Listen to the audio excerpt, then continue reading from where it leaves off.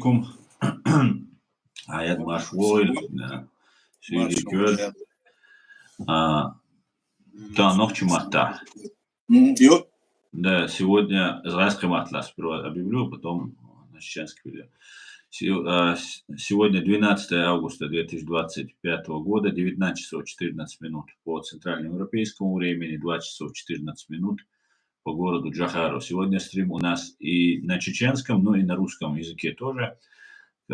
И стрим на YouTube-канале, в TikTok и на официальной странице Президиума правительства Чеченской Республики Ичкерия в Telegram.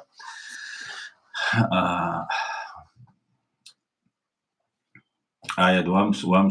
Свобода, надо. Свобода, главное, не сказал. Да, тема. Сегодняшняя тема Аляска 2025, чем закончится встреча Трампа и Путина. И вторая тема время Ичкерии, платформа открытого диалога информационно-аналитического центра Президиума правительства Чеченской Республики Ичкерия, 148 стрим. И всем тем, кто находится в оккупированной Ичкерии, пожалуйста, беспокойтесь о вашей безопасности. Я передаю вам слово. Ассаламу алейкум, ежели. Алейкум. Да, на очередной рогера передачи Аслан Маалар. Маалар и тема ее уходу Трампа и Путин санкция, лилошна рудая. Сонда вайгаска мата, ночи мата, дичтал хатер, что на жоклу, что амелдер дуй. В общем, так, значит, я буду говорить по-русски, потому что чеченцы многие понимают, мы и по-чеченски будем говорить. Значит, тема встречи Трампа и Путина в Аляске, это уже говорит о том, что Трамп нарушает нормы международного права, нарушает все те, значит, принципы, которые приняты за европейскими странами, другими, где Путин обозначается как международный уголовный преступник, и его хотят арестовать.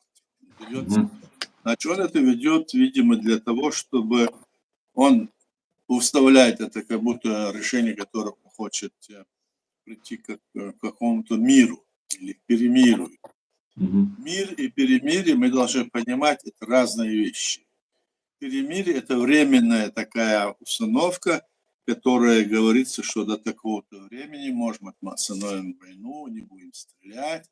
А мир – это полностью, значит, прекращение войны, значит, все остальное, взаимное там, значит, решение с учетом всего того, что случилось. Виновник определяет и разного рода отношения строит.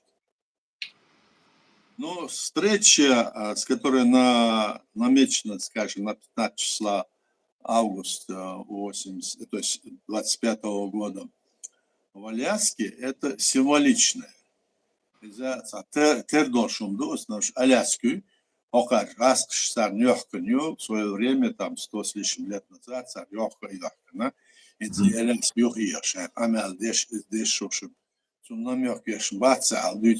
все говорят, что, возможно, это какой-то там, подоплека к этому есть. Почему именно в Аляске они встречаются, не в Турции, или не в Саудовской Аравии, или в другой стране. То есть Трамп приглашает международного преступника, который убил столько людей, приглашает в Америку. И хочет решить вопрос отношений между, скажем, Украиной и Россией, скажем, на территории своей страны. Что здесь может быть связь? О чем они там будут говорить? Они будут говорить, пока неизвестно, о чем они там будут говорить. Вроде бы они будут говорить о том, что нужно остановить войну, потом будут говорить о том, что необходимо, чтобы договориться, какие-то там передать территории, какие-то территории отдать России, которые не отдать России. То есть идут какие-то разговоры, которые фактически противоречат современному международному праву. Знаете, после Второй мировой войны было принято международное право, в котором застолбили вот то-то, то-то, то-то и то-то. И мы понимаем, что после того, как они развалили Советский Союз, ну, скажем, Советский Союз развалили в 91 году, и оттуда вышло, значит, из этой страны вышли все республики. В этой стране было 35 республик, 35 государств. Одни были там, 15 государств были союзными, считались, другие считались автономными. Для международного права эти республики все были республиками.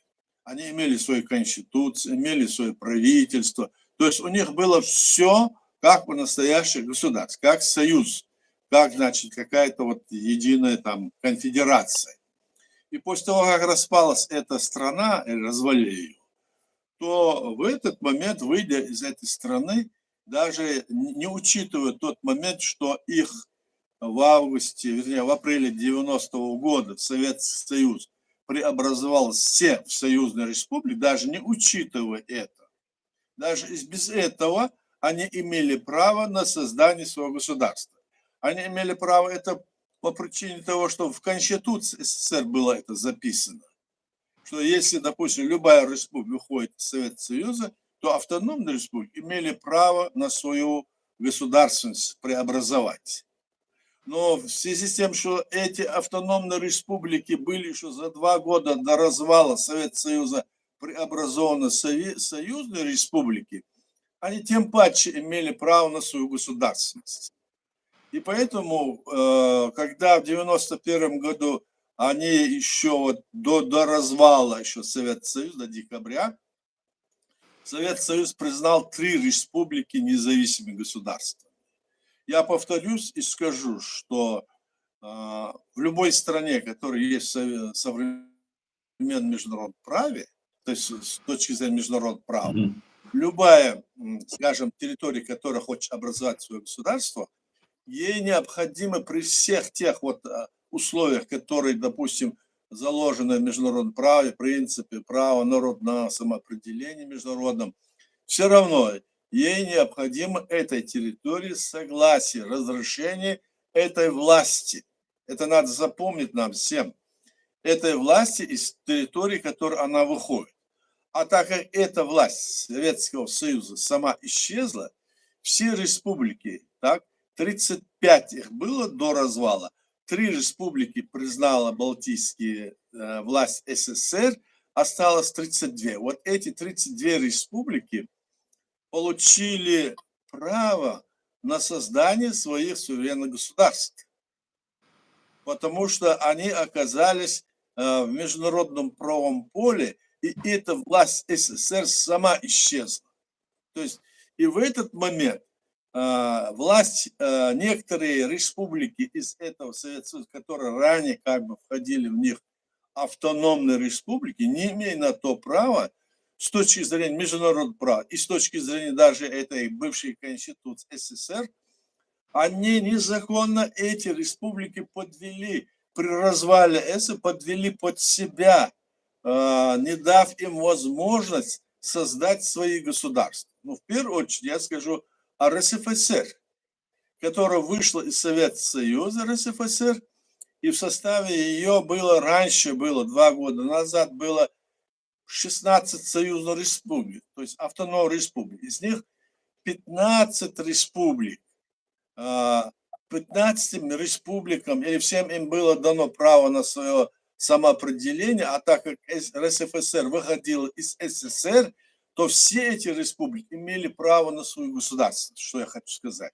То есть как только исчезла вот эта власть СССР, с этого момента все эти республики имели право на свое государство. Вот я и говорю иногда некоторым нашим вот друзьям, которые здесь на Западе, там татары, башкиры, якуты и другим, им напоминаю, что мы должны понимать, что вот эта ситуация, вот так, когда была снова незаконно захвачена эти территории и введены в состав Российской Федерации России, подписав так называемый незаконный федеративный договор 31 марта 1992 года, они совершили захват этих территорий, не дав этим народам создать свои государства. Вот этот рычаг, вот эта нитка у вас есть, А наша республика, чеченская, единственная тогда, так случилось, что нам удалось создать свое государство в рамках международного права. Мы провозгласили, значит, свою конституцию, приняли, избрали власть и определили сразу, что мы будем независимым государством, суверенным, демократическим. Так что вот в этом ключе ситуация вот так вот раскручивалась. И сегодня, когда вот эта вот ситуация, и это все делалось в рамках современного международного права. Я к чему это веду? Мы теперь видим, что после развала СССР, то первая страна, на которую напала Россия, это была Чеченская республика, потом переименована в Чеченскую республику Ичкерия. И мы вели практически с 91 года, мы вели 10, 12, 15 лет до 2015 года, можно сказать. Мы фактически вели вначале открытое противостояние, 4 изгоняли эту власть, эту их армию с нашей территории. И остальной мир, прислушавшись к этому, значит, про пропаганде Кремля, думая, видимо, что мы не имеем права, или то есть лишив нас возможности жить в своем государстве, как эти 11 республик незаконно подписали так называемое Алматинское соглашение, в котором они, мол, друг друга признали. Но дело в том, что я хочу сказать, что именно наша республика, Чеченская республика, и Грузия тоже, которая вышла из состава СССР, мы взаимно друг друга признали. Так что говорить о том, что мы являемся там каким-то незаконным, это не приходится. Поэтому они напали на нашу республику, поэтому они напали, значит, и на Грузию. Вот это все происходит. Сегодня после этого мы понимаем, что вопрос в том, что эта Российская Федерация России запланировала тогда экспансию против всех этих государств, даже при развале Советского Союза она запланировала. И создав вот эту вот Российскую Федерацию России незаконным образом, подписав так незаконный федеративный договор, без на то воли решения этих народов, а подписав теми бывшими коммунистическими руководителями, которые сидели ранее в этих республиках, еще в бытность Советского Союза, они законно объявили о создании Российской Федерации России. После этого даже в этом случае они в 1993 году совершили государственный переворот, значит, расстреляли Верховный Совет, который пытался в какой-то степени стабилизировать ситуацию тогда, понимая, что команда Ельцина тогдашнего, что они пошли не по тому пути. Они расстреляли и свой Верховный Совет, и затем, после его расстрела, они отменили все те решения, которые были приняты этим федеративным договором, и приняли незаконную конституцию в 1993 году. И в эту конституцию вписали, значит, все эти республики, да еще включили туда нашу республику, которая никогда не подписывал с ним федеративный договор. Я это каждый раз повторяю для того, чтобы наши люди или наши друзья знали, что это такое. Мы не можем вот так вот, забыв это все, давать им возможность, чтобы они потом все время говорили, что мы являемся частью России. Нет. Чеченская республика взаимно с Грузией, которая была членом Организации Объединенных Наций, взаимно с Грузией признали, и с точки зрения международного права мы создали свое государство. И несмотря на это, они вписали нашу республику в свою конституцию, и с тех пор, с декабря 1993 года, они ведут против нашей республики войну, значит, открытую, а потом полномасштабную, провокационные действия по всему миру, обвиняя наш народ и наше государство в преступлении. И в религиозном, и в другом, во всем угодно. Организовывая вот эти вот террористические акты в своей стране, взрывая свои дома в России, по всей России. Они ведут вот такую разгромную, такую вот пропаганду по всему миру, и остальной мир им в этом поверил. И фактически остальной мир тогда, как и эти 11 республик, предали наш народ, можно сказать, да, и тем самым они предали и свои народы, потому что они лишили эти народы права на создание своего государства решением этих народов. Вот эти 11 республик, я имею в виду, да? И вот такая ситуация. Сегодня, когда вот все же вот такая ситуация сложилась, и мы видим, что они напали на Чеченскую республику, потом они напали в 2008 году на Грузию, отторгли ее территорию, Украину в 2014 году, и сейчас продолжают эту войну. И мы видим, что сегодня вопрос стоит такой открытый. Будет ли существовать современное международное право, когда они незаконно захватили наши территории и Грузии, и Украины еще в 2014 году, то уже с этого момента стал вопрос о том, будет ли действовать современное международное право или нет. И будет или нет. Вот вопрос в том, что сейчас именно президент вот Трамп, он ищет какие-то, значит, выход из этого положения, и порой он заявляет о таких вот интересных вещах, что он чуть ли там Канаду хочет захватить, или то, или другое. Может, это у него были такие вот голословные заявления, но такие решения он не принимал в этом плане. Но все равно с политической точки зрения это было несколько непонятная ситуация.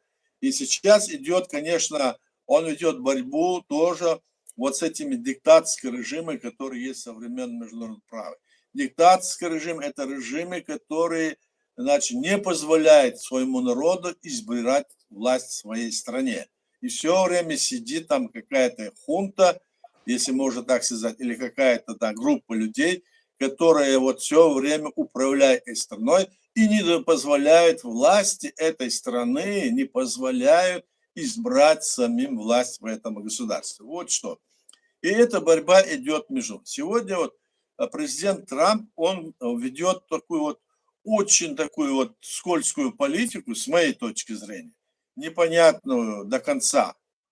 Что он собирается делать? Он ведет все к тому, чтобы как-то решить вопрос о прекращении войны, об остановке войны. Он говорит, я не начинал эту войну, если я был бы, война не началась. Ну, не началась бы, наверное, так, может, и было бы. Но это, как сказать, сослагательно наклонено, было бы, не было бы, там, непонятно. Ну вот сегодня, когда он говорит, что нужно остановить войну, мы пока не знаем, что произойдет. Они в этом, значит, в этот момент, когда они встретятся, после этого нам, может быть, и станет ясно, потому что до сих пор непонятно, какова там тема, о чем там будут они говорить, почему Путин здесь соглашается. Соглашается, понятно, потому что ему объявлено вот это 15 число, было до этого 8, он должен был какие-то, значит, выводы сделать, но выводы не делаются, пока что не ясно, и Путин, видимо, хочет его, как обычно, будучи, значит, членом своей партийной организации ГБшной, они хотят перехитрить Дональда Трампа. Трамп, он в этом деле, как тоже говорят, очень поднаторевший, он это бизнесмен, он много раз эти все вещи знает. И вот такая вот идет игра, очень непонятная, и куда она выведет. Если, допустим, Трамп сдаст это позиции Украины, которая по своей конституции является независимым государством, демократическим, и оно сдаст, и они будут говорить, что нужно обменяться территориями или уступить, то в конечном итоге придет вот к чему придет. Мы наблюдаем в 91 году, в 92 году, в 94 году, в 99 году Россия нападала на нашу территорию, на Чеченскую республику Ичкерия, и вела против нас войны, и мы потеряли столько людей, четверть своего населения потеряли. Так что тогда это еще не было таким, можно сказать, потому, наверное, как они вот такую пропаганду провели против нашего государства, против нашего народа. Это не было возможно, как изобразить, чтобы сказать, что они нарушают международное право. Когда мы встречались с ними, я уже говорил об этом, в Америке или в других местах, они утверждали, и Россия будет стороной демократической. Теперь мы видим, что это никакая не демократическая страна. Мы видим, что здесь происходят какие-то вот коллапсовые такие решения, и заявления какие-то делаются. Но мы должны верить в то, что если Трамп вот сейчас говорит, мы там дадим, значит, ход, санкции, мы дадим ход разным другим мероприятиям, кто покупает нефть у России. То есть здесь вот такие непонятные шаги каждый раз, каждый день вот делают такие заявления. Что в этом плане вот делать нам, вот, чеченцам и другим народам из бывшего Советского Союза, те, которые сегодня оккупированы, территории которых оккупированы? Мы должны придерживаться строго линии, значит, современного международного права. Только на этой основе мы сможем что-то сделать, или в конечном итоге мы придем к тому, конечно, как многие говорят, мы снова придем к началу Третьей мировой войны. Вот к чему движется. Если современное международное право не будет соблюдаться, то может прийти к тому, что нарушение этого, значит, принципа, который был принят Устав ООН и другие все принципы международные, если это грубейшим образом нарушается, то этот порядок мировой может рухнуть и может начаться война. Война очень крупная, и что здесь будет? Может быть мировая война, и может быть атомная. Вот насколько опасна вот эта ситуация, с моей точки зрения, но и с точки зрения многих вот людей, которые я слушаю, тоже они говорят, что может быть так. Как здесь делать? Как здесь быть? Вот как обстоит дело. И мы это увидим после того, как вот они встретятся в этом городе, я не знаю, в Аляске, на Аляске, так? И там они какие-то выводы сделали, мы будем знать. Вот что на этом я закончу, Аслан. Давай тогда дальше там посмотрим. Вопросы это будут. Ага, спасибо, Аяд. Друзья, напоминаю вам, пишите комментарии. Стрим у нас идет также на официальной странице Президиума правительства. Вы можете непосредственно сами принять участие в нашей сегодняшней беседе. А также в ТикТок у нас стрим идет и в YouTube. Вот Иса Ахмадов задает вопрос, Аяд. Как бы сегодня сказал Джохар Дудаев на то, что происходит в Украине на фоне Трампа и Путина? Ну, как бы он сказал на фоне Трампа и Путина, я не знаю, что он конкретно сказал бы, но я позицию его могу предположить. Конечно, вот эта неопределенность, это не привело бы, мне кажется, его в какой-то вот восторг не привел бы его. Это неопределенность, которая сегодня устраивается. Он говорил в свое время, если вы считаете, что Чеченская республика есть внутреннее дело России, завтра придет время, когда и Запад станет внутренним делом России. Вот к этому им пришли сейчас. Вот что я думаю, он имел в виду уже тогда, он имел в виду это. Угу. То, что сейчас они встречаются, некоторые говорят, что, может быть, Путин не приедет, вот эта встреча не состоится, потому что Путин просто испугается. Как вы считаете, он испугается не знаю, не арестуют? Испугается или нет, не знаю. Я думаю, у них есть какие-то договоренности, какие-то они, наверное, согласились. А мне кажется, что это предложение сделали, я не понимаю, кто это предложение сделал, но насколько у меня была информация, это было предложение сделано российской стороной. На Аляске встретиться. Да, ну по-разному. Говорят, что обратное. Ну, не знаю, здесь не скажешь конкретно. Здесь можно говорить только о том, что здесь вопрос стоит, вот решение вопроса. Мы знаем заявления, которые сделал президент Зеленский. Они сказали четко и определенно вместе с европейскими странами, что если есть международное право, оно должно быть, и что у нас в Конституции прописано, мы не пойдем ни на шаг назад, никакие территории мы сдавать России не собираемся. Вот какое заявление сделал президент Зеленский, как мы знаем. И это правильное заявление, уж там уже что дальше будет, посмотрим. Трамп говорит, я переговорю с Путиным, потом позвонит сразу Зеленскому и все такое. Посмотрим, что будет. Но ясно одно, что если дело будет идти дальше, сейчас в этом момент будет идти дело к тому, что, скажем, грубейшее нарушение норм международного права, это как раз даст вот этим диктаторским режимам это даст им возможность, так, потом творить все, что желает, они желают, захватывать чужие территории, нападать на другие страны, и принципы международного права перестанут существовать, и это может привести к коллапсу. Вот что я думаю. Мгм. Аслан? Спасибо, спасибо, Аят.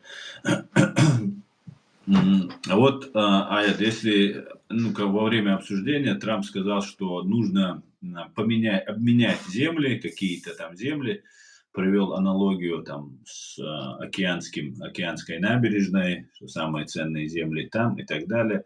Может ли быть это связано с тем, что он имеет в виду те земли, на которые у него, у Соединенных Штатов Америки с Зеленским подписано соглашение о редкоземельных металлах, и что какая-то часть занята Россией, что вот эту часть, где есть эти редкоземельные металлы, Россия отдает Украине, а Украина взамен что-то другое дает. Может это? Здесь землю нельзя менять ни на что. Редкоземельные металлы – это один вопрос. Там это такие экономические отношения строят. А то, что прописано в их конституции Украины, да, они не могут это изменить. И я думаю, если это будет вот так вот сделано, но сейчас загадывать вперед не будем, но в принципе свое заявление Зеленский сделал. Они не могут сделать никак. И то, что положение, значит, Украины, то есть Украина или президента Зеленского очень и очень тяжелое, мы это видим. Потому что на нее идет сильное давление, очень сильное давление, и в то же время это давление из-за неопределенности в отношении к независимости и захваченным территориям Украины, России со стороны, скажем, сегодняшней власти Америки. Она уже продает все, что раньше помогало. Давайте покупайте, давайте это делать. Но мы это все знаем. Так что здесь сейчас говорить об этом трудно сейчас.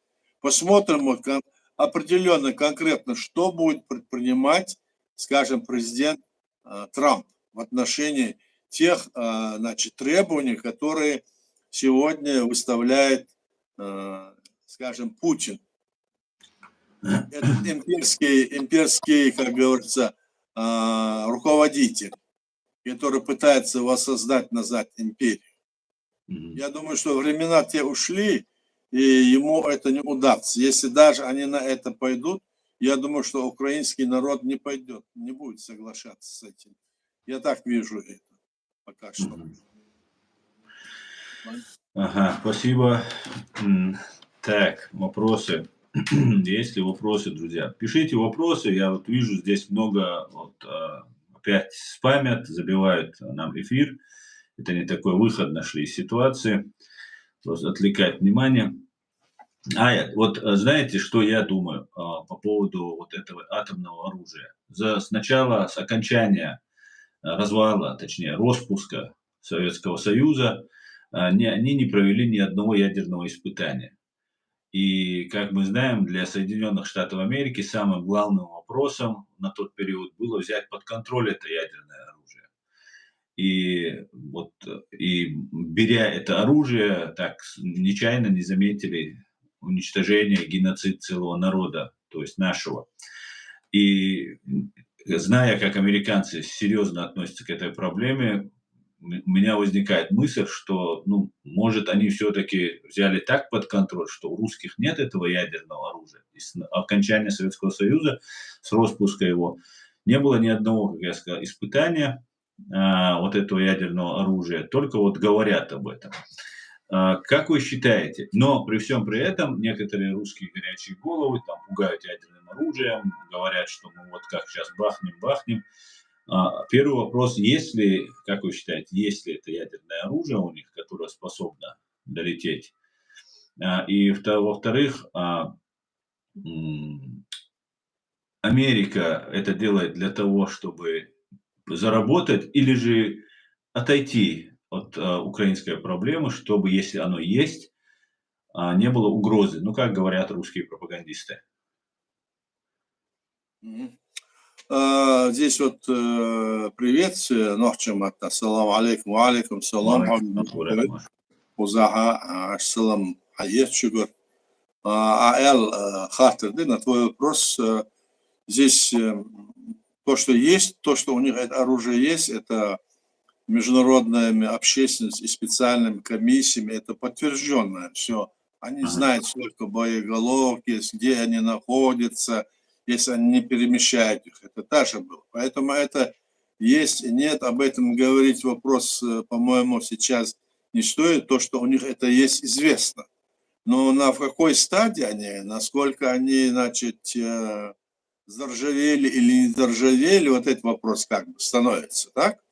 Конечно, они, наверное, не заржавели, но об этом ведь весь мир-то понимает, что у них это оружие есть, знают это. Они же делали там всякие договора о сокращении, значит, ядерных боеголовок, о сокращении ракет дальнего, ближнего там нападения, имелось в виду носители ядерных боеголовок, имелось в виду. Поэтому здесь, конечно, такой вопрос и ставить не приходится, но в любом случае, ясно, когда вот этот диктаторский режим, который вот так практически создал остальной Запад, позволить им, думая, что они станут демократическим государством, вначале они об этом говорили, когда вот развалится Союз, вот мы теперь все, значит, демократы. Вот коммунисты все перекрасились в демократов. Одели, я как говорил, там малиновые костюмы, то все, значит, сидели себя как будто бы. А на самом деле они все готовились, захватывали вот эти вот все предприятия, значит, становились владельцами многих разных фирм, заводов. Короче, намолотили себе более 100 с лишним миллиардеров. И все это вокруг, скажем, этой власти. Они это им позволяли, свое окружение там разбогатеть. Теперь они их, как говорится, берут и все с ними крутят, вертят и дальше. Вот такая ситуация. Никакой демократии там нету. Когда мы говорим демократия, всегда мы должны думать о том, это власть народа. Какая власть народа в России? Нет. Какая власть народа в других странах, которые мы знаем, тот же Китай или Иран или другие возьми. Какая власть? Никакой. Вот о чем речь. А то, что у них оружие есть или нет, это под сомнение никто не ставит. Это мы с тобой можем поставить под сомнение. Дай бог, чтобы у них не было это. Ну, не знаю, Аслан. Можно говорить, что у них нет. Если бы у них не было бы этого оружия, сегодня разговор с Россией был бы совершенно другой. Ты же понимаешь? Значит, мир знает, что у них есть это. Сегодня Трамп не разговаривал даже так с Путиным. Тоже ясно. И остальные, у них есть это оружие, значит, мы делаем этот вывод такой. Так, Спасибо. Да, убедительно, в принципе. Аят, смотрите. Странная встреча на Аляске, где Соединенные Штаты и Российскую Федерацию разделяет Берингов пролив, который является путем к Арктике. И некоторые утверждают, что это сделано для того, чтобы привести Путина, и Путин там должен будет перекрыть для Китая дорогу в Арктику, чтобы, ну вот, американцы и русские будут контролировать вот этот перешеек и таким вот образом ограничить Китай. Как вы считаете, это возможно, или Путин окончательно ушел под Китай и не будет выступать против Китая? Но Путин-то ищет пути становления и расширения и укрепления России. Понятно, империи. И Китай – это диктаторский режим, мы видим, так? И Россия такой же. Для них ничего не стоит там любого человека загнать в угол, убить, расстрелять, как любое животное. Они так себя ведут. Придумали эти законы, которые они могут как угодно раскручивать. И ясно, что сегодня Китай доминирует над Россией. Доминирует фактически. И Путин перед ним как бы, значит, здесь соглашается с ним, отдают нам какие-то территории на какие-то года, 150 лет, какие-то отсеки, нефть им бесплатно сказать нет, но по низкой цене покупают у них. И они граничат, и поэтому Путин пытается через Китай возродиться, восстановиться. Если бы не Китай, скажем, не Индия, ее позиция этих стран, да, то сегодня, скажем, он бы не мог, никакие он опоры бы не нашел бы больше. Именно на Китай и, допустим, Иран, там еще какой-то степени Индия, на него как бы опирается этот Путин. Мы же видим. И такая ситуация складывается. Потому что мы видим, нет никакой разницы между тем, что когда они разваливали Совет Союз, не распад был Совет Союз, а развал. Это разные вещи. Развал был Совет Союз.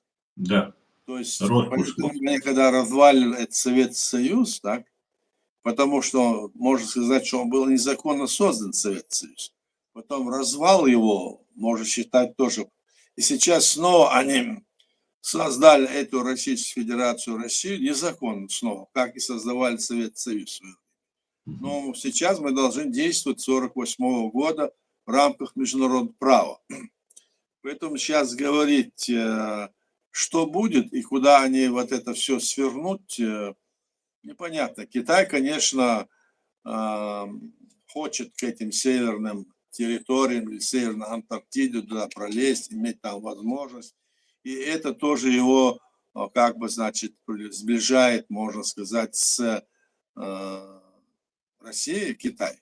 Но в то же время это у них идет такая экономическая, можно сказать, вот эта борьба, соперничество. Но с другой стороны, в целом-то все дело в том, что мы должны понимать, многие садятся здесь, я вот слушаю, многие, все говорят, это связано с тем, что вот это они хотят, те и то хотят, это хотят. Все забывают о том, не то, что забывают, они не говорят о том, что в мире есть современное международное право. Другого международного права нет. Именно на этой основе сегодня держится мир. Нет Третьей мировой войны. И если вот они сейчас отойдут от этой основы в целом, вот эти большие государства, то очень чревато то, что может начаться именно вот это вот решение, которое будет вот так вот, значит, незаконно сбито, то это будет прецедент для всех других государств. А вот вы же делали это, почему мы не будем делать? А вот вы там сделаем, почему не будем делать? А вот вы там делаем, почему? Вот так вот будет.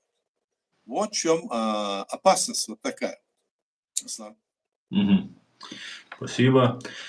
Российские пропагандисты утверждают, уже заявляют о том, что произошла катастрофа на Кавказе, на Южном Кавказе, что Азербайджан и Армения типа предали Россию, что Алиева может ждать судьба Саакашвили, который жевал галстук, и что, ну, намекая на то, что будет новое СВО, прямо говорят, должны готовиться к еще больше. Оказывается, Украина это и не проблема. Это как из басни Крылова, когда не достал лиса до винограда, наверное, он кислый, да? Вот приблизительно так начали говорить, что теперь это Украина не главная проблема, а проблема теперь Азербайджан и Армения. Как вы считаете, возможно ли то, что будет переключение, если все-таки будет приостановка боевых действий в Украине, будет ли перемещение театра боевых действий на Южный Кавказ, ну и, соответственно, и на Северный Кавказ, в целом на Кавказ? Ну, как сказать, ведь если будет приостановка, это будет приостановка благодаря тому, что остальной мир, допустим, скажем, это Сирия отошла от России, так? Азербайджан отошел от России, скажем, Армения тоже поняла, отошла от России. Их союзник, член НАТО, Турция тоже отошла. То есть им придется иметь тогда дело напрямую с этими государствами. И тогда там уже будет уже более мощное, как говорится, в этом направлении. Вот то, что сейчас происходит вот именно в Украине, против этого есть вот эти действия Армении и Азербайджана. Это против этого получается в целом. И там еще далее, там еще неизвестно, как там среднеазиатские страны, там Казахстан, к тому же еще другие, как они себя поведут тоже. Они же понимают, что план России, они прекрасно понимают, что план Путина захватить и все северные, как говорят, территории Казахстана, а более того, они хотят захватить и весь Казахстан. То есть у них эти планы есть. То есть я лично, допустим, с этим планом был знаком, где они прямо, я даже был вот на встрече делегации в Москве, и там вот этот Зюганов, он прямо там говорил об этом. Вот на нашей делегации я ездил, и прямо там заявлял, что нужно все эти территории вернуть, и все, давайте, мол, вернем, давайте это сделаем. Прямо они говорили. И на других встречах говорили. Там сидят одни имперцы в этом, в России. Просто народ они дурманят, извините за меня, за выражение, да? Этой пропагандой разные раскручивают, обманывают народ. И русских там обманывают они, и остальные народы обманывают. И на самом деле вопрос в том, что власть в России не народная. И власть в этой стране захвачена во всех этих республиках, которые они захватили, тоже не народная, а назначается с Москвы. Вот в этом-то вся эта и проблема вся, знаешь, Аслан. Ну, давай. Марко Рубио, госсекретарь США, сказал, что ну, когда ему начали задавать вопросы, почему вы Путина не считаете военным преступником, неоднократно ему эти вопросы задают, хотя он раньше именно это говорил, сказал, что только Путин может, через Путина они могут остановить эту войну, только Путин на России может ее остановить.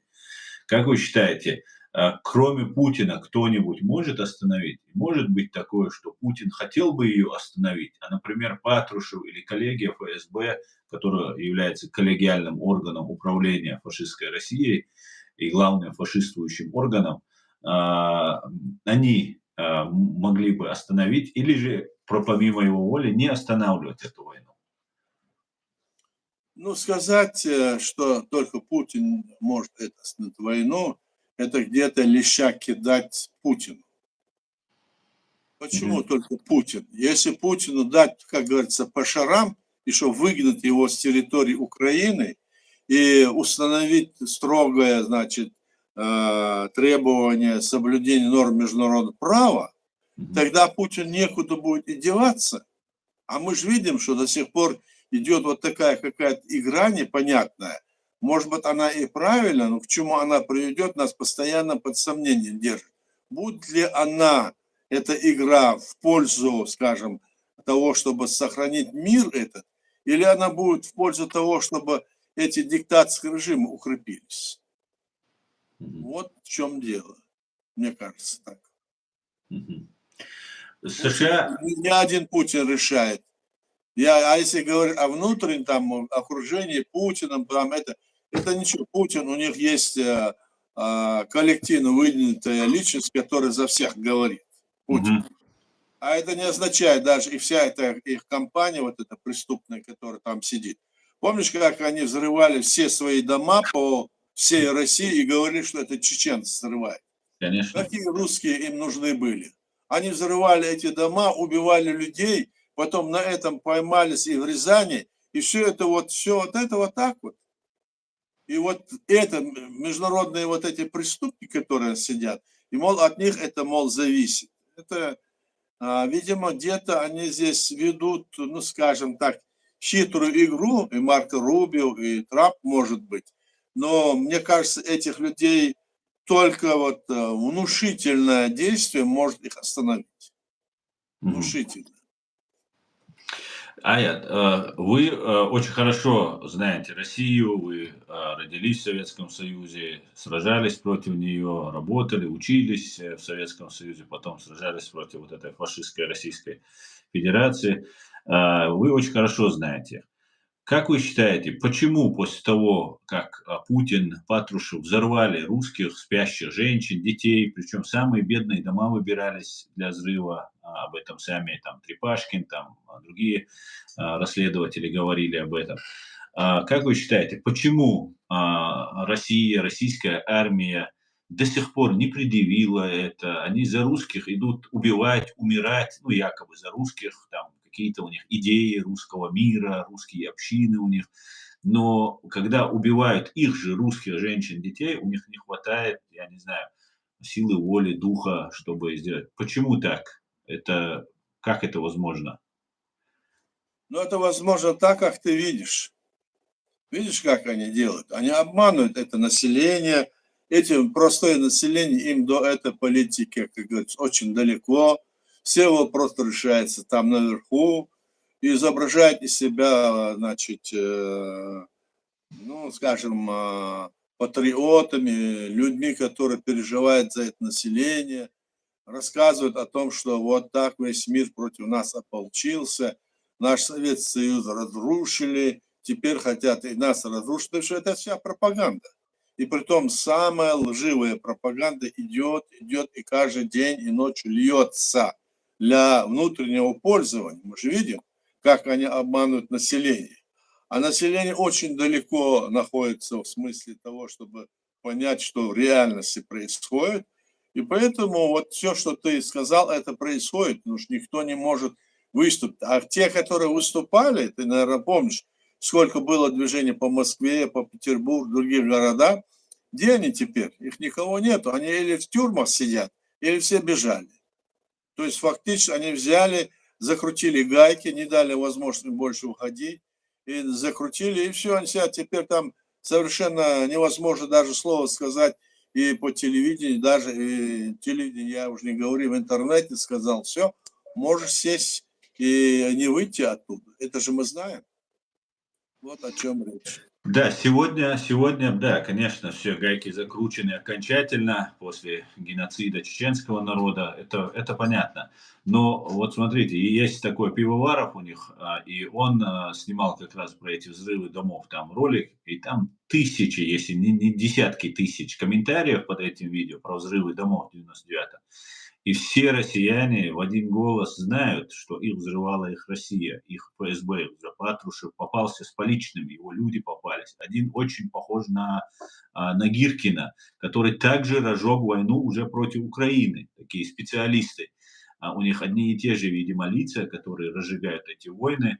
Мы по нашим войнам видим, опять же, те же лица, которые начинали вот эту вторую русско-чеченскую войну с нашей стороны, ну, как бы с нашей стороны. Эти люди сейчас опять мутят что-то, их опять к чему-то готовят. Поэтому позвольте с вами не согласиться, Аят, в этом смысле, что они не знают. Зная, все равно идут воевать против Украины. Вот Ну, хорошо. душа, русская душа Возьмем, загадка. возьмем пример. Ведь мы с тобой знаем, что чеченский народ, ну, сейчас 1,5 миллиона там, так, как говорят по данным, Мгм. что они все знают, что они нас убивали, что уничтожали. Они знают, но там настолько закручены эти винтики, У им нас, надо да. кушать, им надо спать, им надо сохранить своих детей, им надо, значит, социальной помощи, им надо оттуда, если удастся, убежать, им надо, значит, сохранить все, что есть, а им там кидают какие-то эти, ну, веща кидают, как говорят, там, то дают, это дают, там начинают, да оставьте, да забудьте, это было, это прошло, виноваты были те-то, те-то. То есть вот такая вот пропаганда идет. Поэтому, если даже чеченцы вот так вот обманывают, хотя они, я думаю, все знают, что Все было, знают, да, да. то значит, что говорит про Россию, которые чеченцы называют бандитами, террористами, они, мол, голову отрубали, это делали, это делали, это делали. На нас они.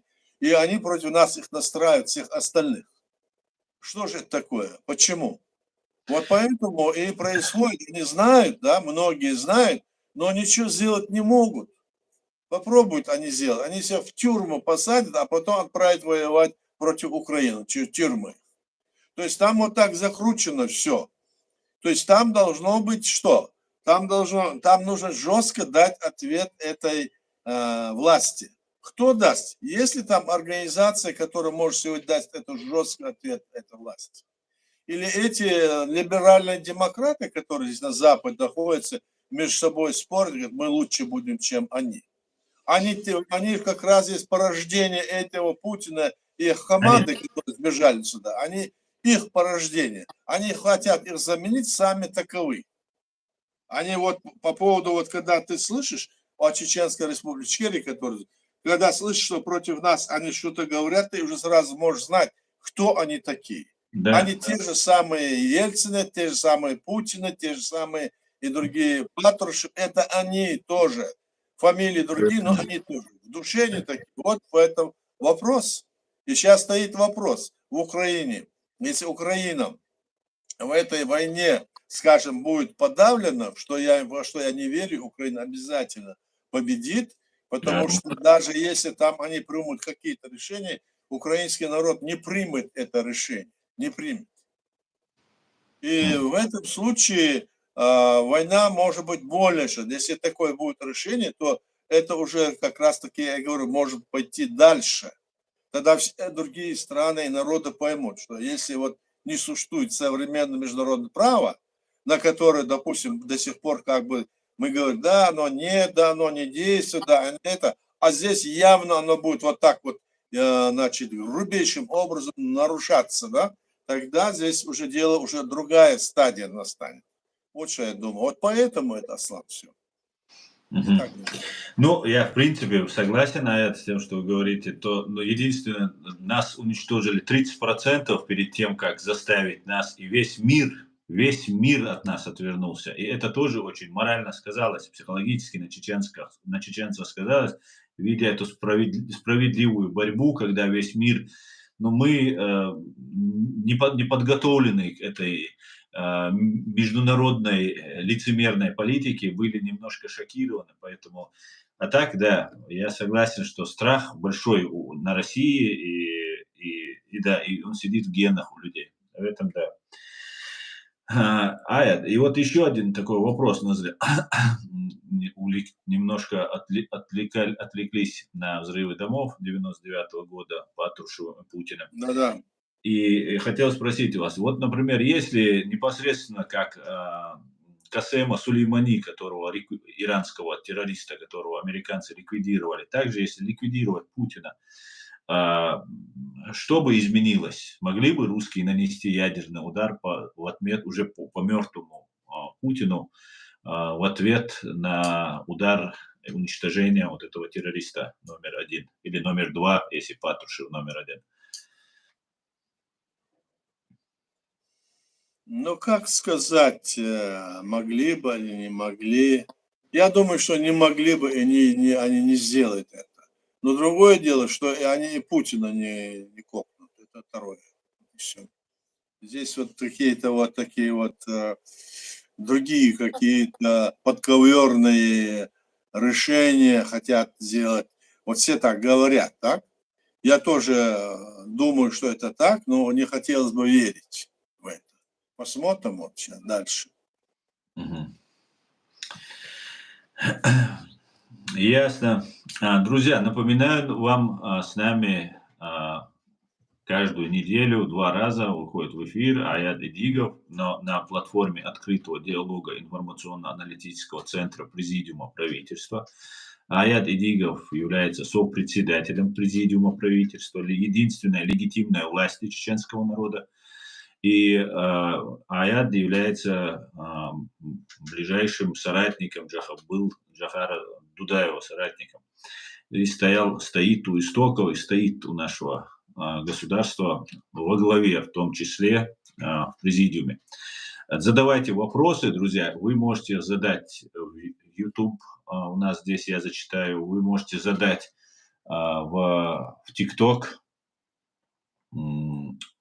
ТикТок вы можете задать. Вот мне тут один задает вопрос, хочет подняться. Ну, вы задаете такой вопрос, являетесь ли являетесь туда героем. Но если мы вот под ичкерийским флагом сидим, то, наверное, это такой задать какой-нибудь более интересный вопрос. Либо вы можете на официальной странице Президиума правительства в данный момент в Телеграм зайти и непосредственно поднять руку, вам предоставят слово и принять участие в сегодняшней нашей беседе. Заранее всех благодарю. Так, сейчас я посмотрю. Здесь, конечно же, у нас сегодня наплыв троллятины. Это говорит о том, что они очень большое значение, на мой взгляд, придают вот этой встрече в Аляске, и они очень хотели бы выглядеть победителями. И как вы считаете, Аят, будут они выглядеть победителями после встречи? И что может произойти, чтобы они не смогли выглядеть победителями? Ты имеешь в виду путинская команда, да? После встречи с Трампом, да. Да, они как-то вот хотят себя легализовать. Да. И в этом плане они, видишь, то, значит, с ними никто не разговаривал. Теперь Трамп пришел, начал с ними общаться, значит, какие-то там переговоры вести в азиатских странах, там, а так. Потом дальше посылали сюда встречи, оттуда, туда, сюда. Сейчас вопрос идет все будет. То есть они как-то хотят смягчить это положение и как-то вывести его, скажем, из этого санкций снять. Речь даже об этом идет, да. В этом плане, значит, где-то как-то вот идет вот это направление, в этом направлении идет действие. Если оно и так будет дальше продолжаться, то да. А если нет, на данном этапе он может такое говорить, я имею в виду Путин. Он может такое говорить, потому что оно так и выглядит в целом. Благодарю. Аят, вот на действия Трампа ответили, коллективная Европа ответила. Великобритания, Польша, наша Германия, ваша Франция, в которой вы проживаете. Вместе с Украиной они начали очень жестко высказываться и так далее. Если даже США отойдут в сторону, то какие действия, на ваш взгляд, будут со стороны европейских вот этих лидеров и этих стран? Но США в сторону не отойдут все равно. Не отойдут. Да, они могут на этом, как бы, значит, то есть они продают оружие, не напрямую своих солдат не посылать, но вести какую-то там работу политическую, правовую где-то, да, они отойти не отойдут. Мне так вот видится. Это мое мнение, конечно, так. Что будет, там посмотрим. По крайней мере, этот Трамп, он еще года 3 побудет, потом его не будет. Это же мы знаем, так? И там дальше посмотрим, что будет. Значит, придется держаться, придется не отходить от этой основы, которая есть в мире, так? И остальные государства тоже понимают, что вот эта мировая война, которая может разразиться, значит, и отказ от этой современного международного права может привести к каким-то глобальным изменениям. Не только там переформатирование государств или границ, а может быть даже в военном плане, о котором я говорил. Может быть даже и война может быть, потому что сразу появится, значит, прецедент, который позволяет некоторым большим государствам вести себя грубейшим образом, захватывать чужие территории, так? А другие, вот этот раздел может привести, вот эта попытка раздела может привести к большим вот этим движениям и применением этого оружия, о котором мы говорим. Мне вот так кажется, Слав. Ага. Ну, Европа, европейские страны в любом случае продолжат вооружаться, уже деньги выделяются, оружие производится, это останавливаться не будет. Правильно я понимаю? Да, конечно, они же теперь выделяют и деньги, и стараются закупать и оружие, и НАТО, и все такое. Но известно, они пытаются этот вопрос как-то решать, и понимают, что проигрыш именно Украины, это есть и проигрыш Запада, я имею в виду Европейского Союза. А Америка не может, с моей точки зрения, не может разрыв сделать с Европой. Не может. Ну, скажем так, вот и политически, и с правовой точки зрения, и исторически, они на разрыв не пойдут, насколько я понимаю. Ну, будут какие-то себе дивиденды выкраивать, стараться, а так вряд ли. Спасибо. Буря, вот ты начал писать комментарий, я понял, у тебя он весь не поместился. Я сейчас его искал и не нашел. Я думал, что сейчас ты вторую половину его поместишь, и я его все зачитаю. Но тут, как ты видишь, просто все пишут и не успеваю. И не могу найти тот твой, вот этот комментарий. Если не сложно, повтори его, пожалуйста, я его зачитаю. Вот здесь Ахмед Ихвани пишет. Борец за халифат, видимо, считает ли он, то есть вы, Аят, что временно оккупированную Чеченскую республику Ичкерию придется освободить силой? Правда, он тут пишет Чечня, но любят они называть Ичкерию. Я об этом говорил. Для того, чтобы ее освободить силой, у нас должна быть эта сила. А эта сила – это поддержка остальных государств мира, наших соседей. Это признание нашего государства. Вот эта вот вся кампания, которая проведена против нас, и вот эта вся кампания, которая сейчас даже происходит на Западе, при помощи агентов влияния, российской агент влияния из нашей национальности на религиозных и других основах, они точно пытаются выбить из, значит, как говорится, из-под стул, из-под нашего государства. Поэтому мы здесь рассказываем, что есть и как. Нам необходимо в первую очередь не прийти туда и создать государство, как они заявляют это все. Мы там создадим государство. Нам необходимо освободить территорию нашего государства и восстановить наше государство на основе той конституции, которая была принята нашим народом на основании тех решений, которые принял наш народ на своем съезде, декларации. Вот что нам нужно.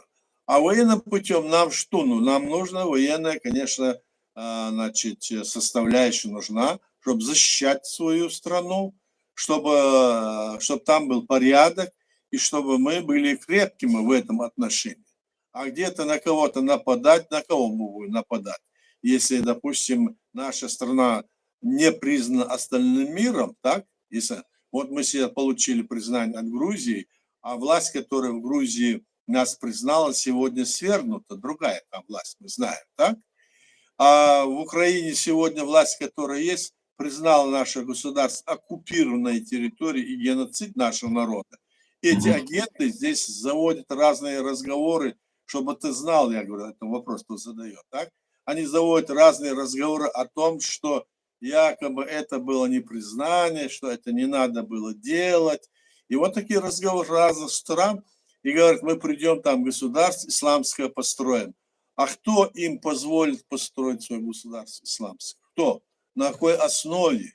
Вот когда они начнут это делать, вот тогда как раз-таки мы и будем тем народом, который хочет видеть нас Кремль, то есть выставляет нас в глазах остального мира. Мы должны восстановить свое государство.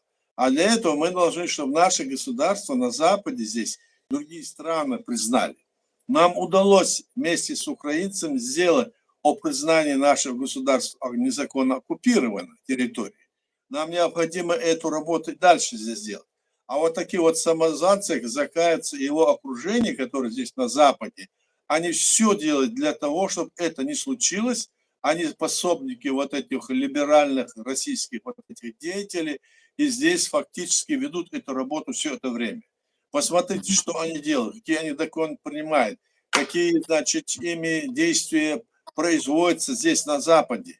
И все это, как говорится, посылается во все другие инстанции остального мира и пытается вырвать у нас правовую основу нашего народа о создании нашего государства. То есть военным путем это еще полбеды. Я расскажу вам, хотя я рассказывал, когда в 99 году собрался Госкомитет обороны, и на этом Госкомитет обороны, я тоже участвовал, как член Госкомитета обороны, все командиры чеченского сопротивления, которые там были, думали, потому что Россия уже 17 июля на нас напала, так, 17 июля 99 года она вторглась, и во все направления, северные, южные, западные фронта, все руководители, все были там. И когда план там какой-то был выработан, который необходим был для сопротивления, так, то в конечном итоге после этого они заявили все, буквально все, что если мы даже сейчас, значит, выбросим Россию еще раз с нашей территории, что было прежде всегда, так, 4-жды мы ее выбрасывали, то все равно, если остальной мир нас не признает, нам снова придется столкнуться с этой империей, с этой Россией. Нам необходимо признание нашего государства. И эти все командиры, которые были наши чеченцы, все это понимали. И тогда они говорили, это необходимо сделать в первую очередь. Это один из важнейших вопросов, кроме того, что мы будем сопротивляться. Наше сопротивление, наша победа не будет решена, и мы не сможем сохранить свое государство, если остальной мир нас не признает. Вот как стояла задача, и вот как понимали все руководители наших, значит, отрядов и батальонов, которые защищали нашу страну. Вот что я хочу сказать. Поэтому нам необходимо, настолько важно, необходимо признание нашего государства. И на этой основе уже бороться с правовой и другой, скажем, форме сопротивления и освобождения нашей территории. Асан? Спасибо, Аят.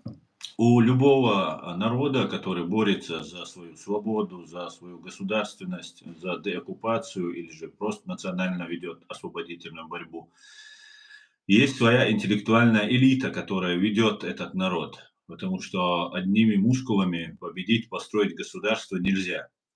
Аят, как вы считаете, вот у этих людей, которые просто не задумываясь, поглощают вот эту российскую пропаганду, которая из их российских друзей-арабов поступает им, и под видом ислама, чистого ислама и так далее.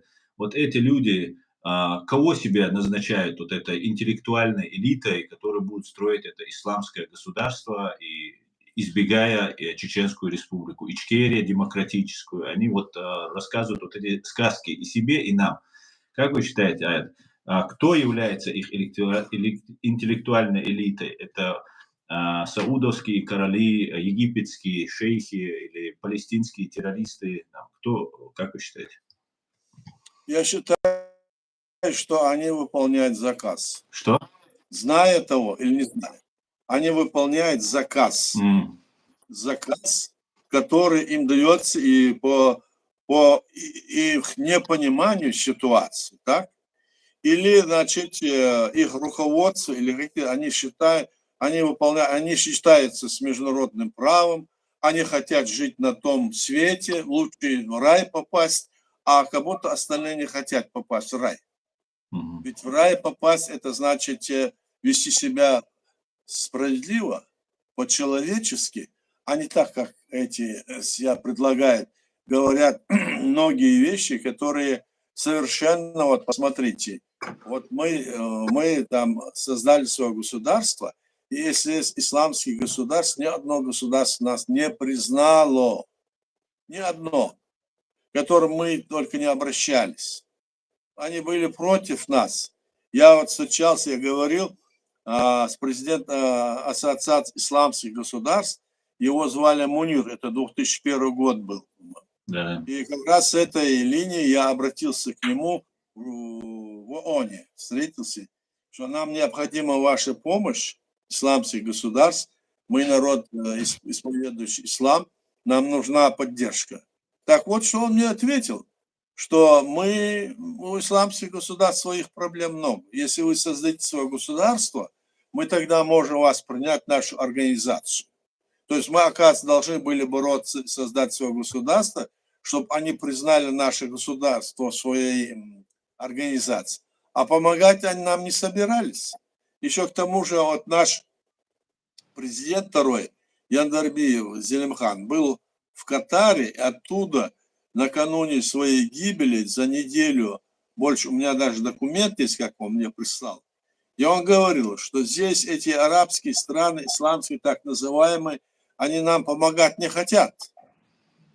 И мы не просим у ничего, но они должны выполнять свой долг мусульман.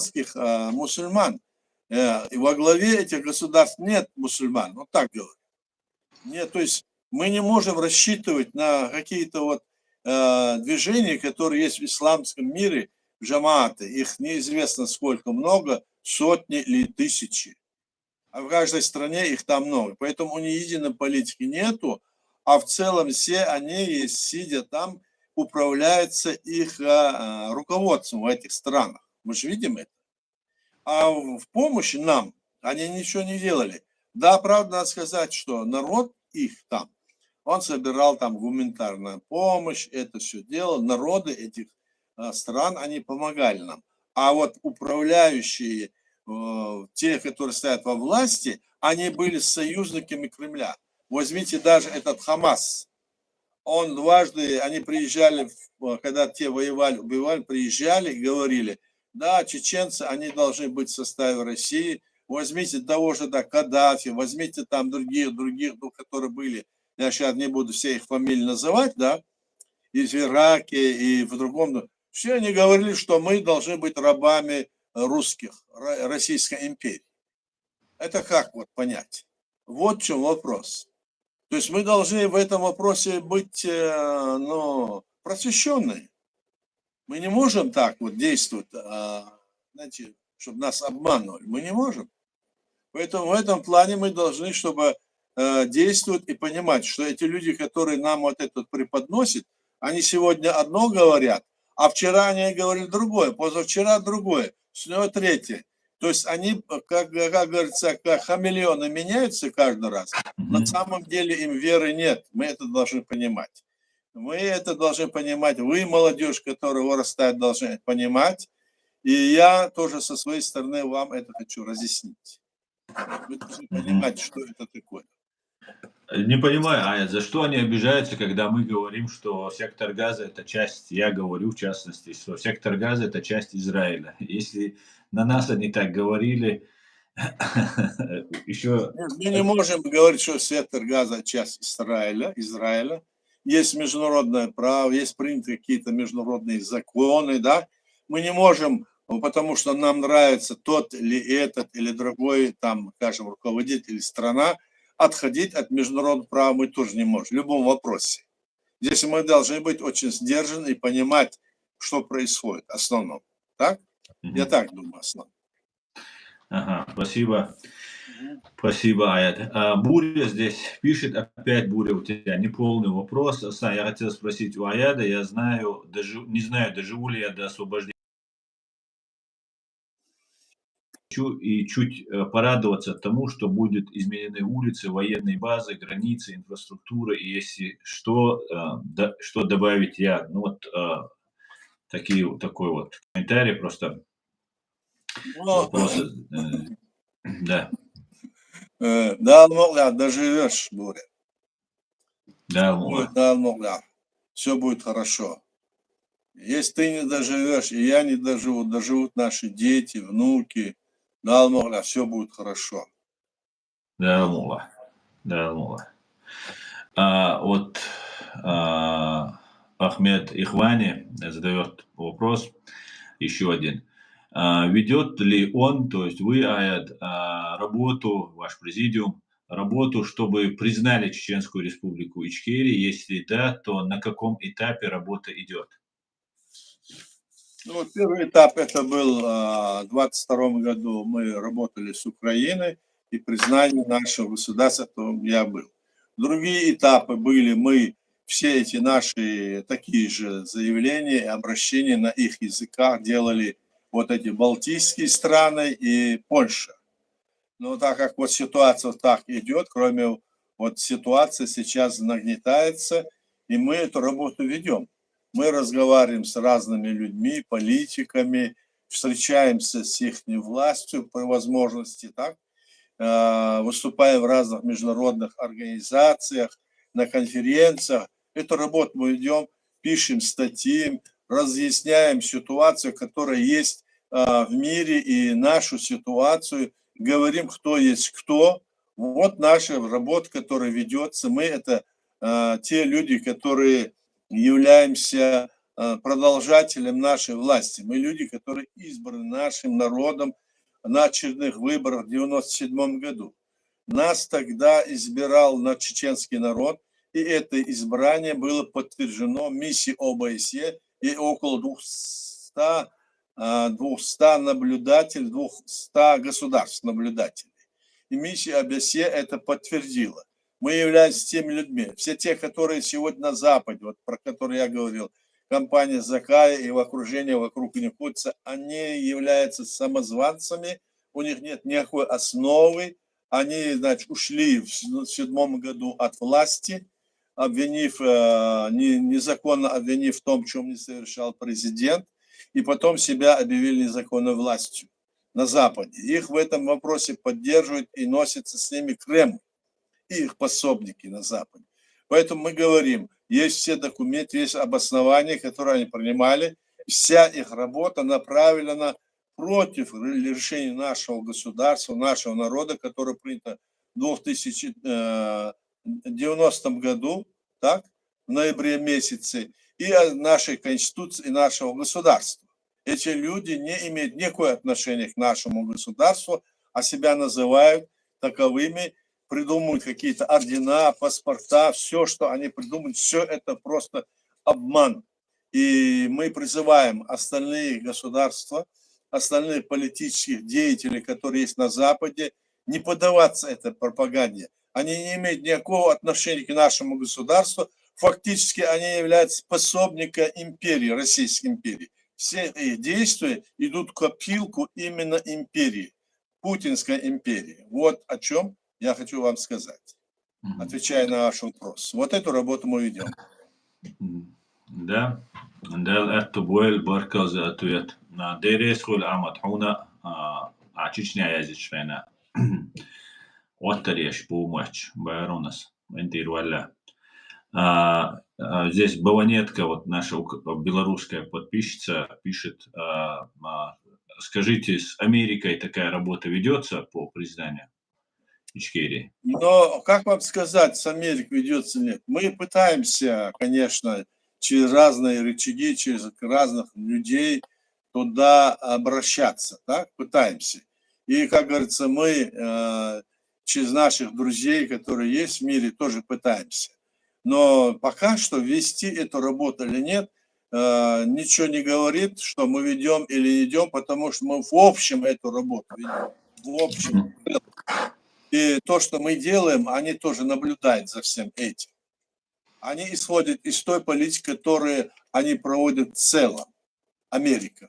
Вот я вам говорил здесь, что я в свое время бывал в Америке, в Нью-Йорке, потом в Вашингтоне, встречался там некоторыми людьми. Они тогда еще говорили, когда вот разговор был, что вот ничего не переживайте, скоро, мол, это Россия станет демократической страной, и мы тогда в этом вопросе вам тоже поможем.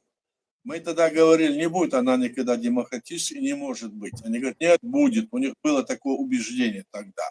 А может и не было этого убеждения, но они пытались меня убедить, хотя меня убедить было в этом вопросе невозможно, конечно, но все равно я так думал, может быть, они что-то предпримут. Ничего они не предприняли. Сегодня мы видим, что Россия даже угрожает Америке. Вы же видите, их люди выходят на какие-то там митинги, говорят, давайте киньте на эту Америку бомбу атомную, прекратите с ними общаться, что они только не говорят. Вот до чего дошло. Поэтому вот мы видим, что ситуация вот такая вот. Но в целом наша работа как раз-таки раскрывает, кто есть кто и какое отношение мы, наш народ, имеет к той преступной организации, которая называется Кремль, в которой сидят эти люди, и кто их пособники, и как мы имеем свое отношение к тому, что они там делают, какое мы это имеем. Вот эта работа нами ведется. Конечно, мы будем стараться и дальше, и мы ни на одну йоту в этом вопросе не отходим. Мгм. Как вы считаете, вы сказали, что они за нами смотрят, я тоже так считаю. А, а, вот нам нужна поддержка нашего народа, который писал бы комментарии, задавал бы вопросы, распространял бы наши видео, например, вырезал бы, например, то, что вы говорите, распространял бы, для того, чтобы всему миру, в том числе Соединенным Штатам Америки, показать, что чеченский народ поддерживает путь, выбранный нашим народом еще в 90-м году, и что вы, которые несете это знамя, это бремя, можно сказать, нашего народа через столько испытания, что вот есть люди, которые несут, не боятся, погибают, несут, переживают лишения. Нужна ли нам публичная поддержка нашего народа? И почему наш народ, ну, немножко, мы знаем, конечно, почему, ну, как вы считаете, почему он все равно недостаточно активен, скажем так? Он активен настолько, насколько сегодня он может это делать. Народ обвинять мы не можем, мы его внутреннее состояние не знаем, полностью не знаем. Ведь мы же понимаем, что там происходит. У них нет возможности высказать даже свое мнение. У наших людей нету возможности.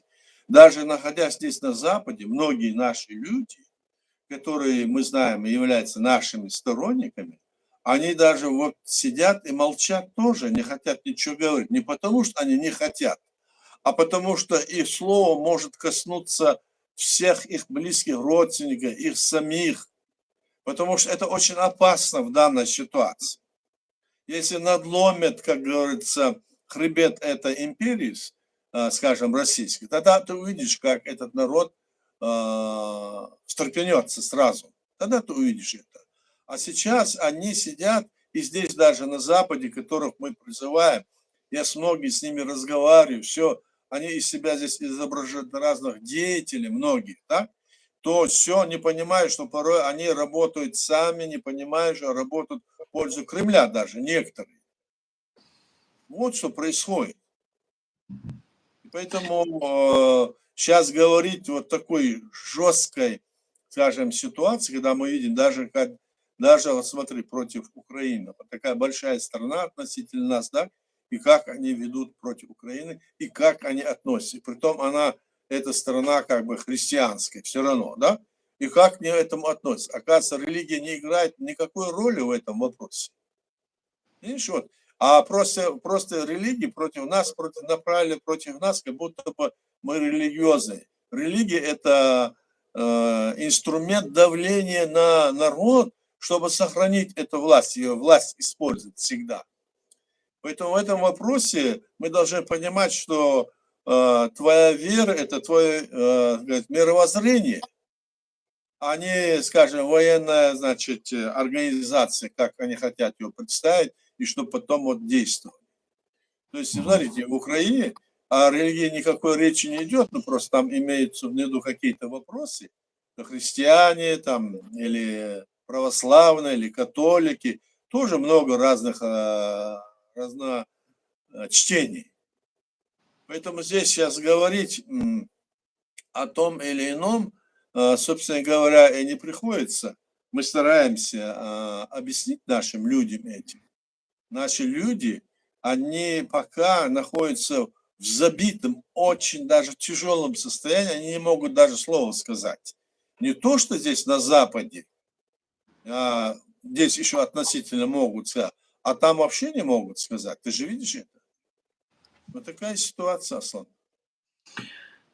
Здесь Святослав, если я не ошибаюсь, это украинец, который тоже раньше мне писал, пишет следующий комментарий. Я знаю многих братьев из ОБОН, те, что воюют сейчас в Украине. Да, Закаев номинально присутствует, но братья воюют, живут и погибают. А Закаев где-то говорит. Если вот такая вот ситуация, почему вот эти ребята, как вы считаете, вот из ОБОНа, из других там, ну, много же там чеченцев на самом деле, разных там этих подразделениях, разных группах есть. Почему эти люди не объединяются, не выходят на связь с вами или же не делают хотя бы заявление, что Закаев к ним не имеет никакого отношения, а фактически дают возможность Закаеву представлять всех чеченцев, которые там воюют, в том числе ОБОН, которые неоднократно фотографируются и видео вместе делают, они встречи проводят там разные. Для чего это? Почему они этого не делают, как вы считаете? Асан, они не представляют, они не дают возможности ему это делать. Это люди, которые находятся там, в Украине, чеченцы. Это добровольцы. Это добровольские отряды, которые они создали сами, так, Я или понимаю. которые шли в сопротивлении Украины. Но они тем самым олицетворяют, скажем, чеченский народ в этом плане. Но это не значит, что они позволяют Закаеву делать то или иное. Нет, они не могут это позволять. Другое дело, что Кремль использует их в этом информационной пропагандистской машине, их Вот об работу. этом я и говорю. Да. А то, что почему они с нами не связываются, они и с ними не связываются тоже. Мы же видим, мы здесь эту работу стараемся вести с ними, но там тоже есть свои какие-то вот эти пока вопросы, которые, ну, так сказать, здесь есть решения, которые до конца не проработаны у них. В политическом плане, в правовом плане эти вопросы у них в этом вопросе необходимо это дело все просмотреть и довести до нужного уровня. Этого, к сожалению, нету, но я надеюсь, это будет, они все это поймут. Вот в чем дело. Я верю, что они это все поймут в будущем, и в настоящем мы это им рассказываем сейчас. Вот в этом и вся, как говорится, проблема, если ее можно считать одной из важнейших проблем. Важнейшая проблема – это то, что нас этот Кремль через своих агентов влияния делает все для того, чтобы сказать, что у нас не было государства, что мы, значит, фанатики, что и все такое сякое, и что мы часть России. То, что не было, то, что незаконно, не то, что мы, а все те республики, которые сегодня, территории республик, которые сегодня являются частью России, они тоже не были незаконно втянуты, они не были в составе этой Российской Федерации, они незаконно их втянули, а нас они незаконно вписали в свою Конституцию. Вот такая ситуация, Аслан. Мгм. Ну вот, Ахмед, еще один вопрос у него. Если я не ошибаюсь, Турция в 96 году признала ЧРИ. Ведется ли работа с ними, чтобы нас признали?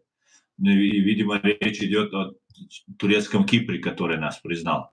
Нет, Турция нас не признавала, а кипрские турки там, да, делали эти заявления, но это Кипр турецкий признан самой Турцией, да, Да. это вопрос тоже, конечно, важный для нас, но это нужно тоже вот как бы потом поднять, нам нужно до этого вопрос тоже, мы об этом знаем, я хочу сказать, да. Сама Турция нас не признавала. Так, друзья, задавайте вопросы. Дала харташли, но чумахтада, мекшун хуз тикток чуашайн вистрелу швегуи, кто хочет сказать, я вам дам возможность, вы можете, подниму вас, вы можете зайти и непосредственно принять тикток участие, либо на официальной странице в Телеграм можете зайти. Так.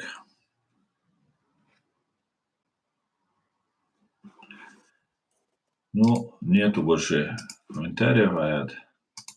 Ну, хватит, уже 1,5 часа мы как будто в эфире. Ну да, почти уже 1,5 часа, да. Если вопросов нет, тогда да, можно закончить, если вам нечего больше добавить, а если есть, скажите, Ну, на пожалуйста. этом закончим тогда. Либо человек взрослый и очень Инна Львовна говорит, вы вроде бы там пишут, какие-то разные пишут. Инна Львовна. Хорошо, да, да, я увидел, Давай, давай.